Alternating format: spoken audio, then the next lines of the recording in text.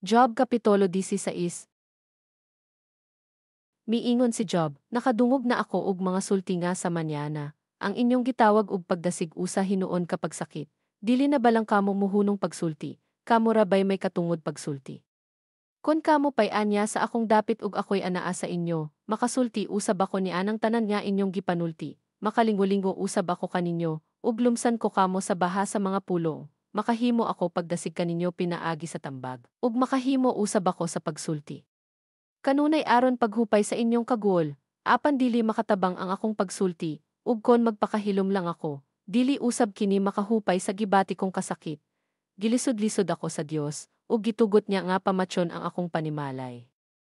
Gipahiyos niya ako, bukog na lang akog panit, ug giisip kini sa mga tao, nga kamatuoran nga ako sad-an. Giwatas-watas ako sa Dios nga nagpangagot, ug gisigaan sa iyang mga mata tungod sa iyang kapungot. Giwatas-watas ako sa mga tao. Gipunsisokan nila ako ug gitabangag tamparos, gitugyan ako sa Dios ngadto sa mga daotan. Kaniadto nagpuyo ako nga malinawon, apan iya akong gituok ug giwisi-wisi ug gidugmo. Gihimo lang ako niyang ig-onon, ug sa walay ko kaluoy gipanan niya ako sa luyog-luyo, mga udyong mulagbas ug musamad, bisan pa niini siya wala maluoy.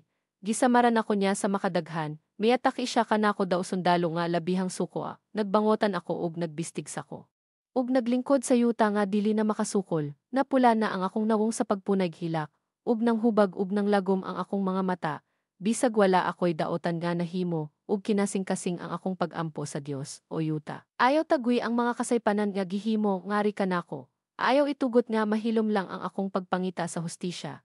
Didto sa langit may mobarog, sa pagpanalipod kanako. Nagtamay kanako ang akong mga higala, nagpaagas og luha ang akong mga mata ngadto sa Dios. Buot ko nga may mulaban kanako at tubangan sa Dios, sama sa tawo nga mulaban sa iyang higala, hapit na matapos ang akong kinabuhi. Ug mobiya ako sa wala nay pagbalik.